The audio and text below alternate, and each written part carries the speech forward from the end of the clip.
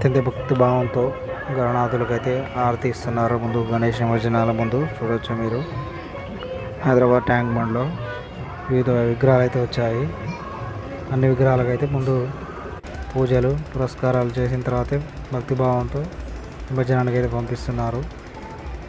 ప్రతి ఒక్క విగ్రహం కూడా చాలా గణేష్ చతుర్థి అనేది చాలా స్పెషల్.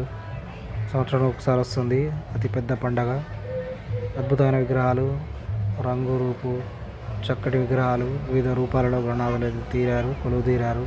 సాటర్డే సండే 2 రోజులు అయితే భారీ విగ్రహాల యొక్క నిమజ్జనాలు అయితే అయ్యాయి. ఈ వీడియోలో అయితే మీరు చూడవచ్చు గణేష్ చతుర్థి ఎలా నడిచింది. విగ్రహాల యొక్క శోభాయాత్ర నిమజ్జనాలు అనేవి ఛానల్లో ఉన్నాయి. Please do subscribe I Venkata YouTube channel. బోనాల గణపతి.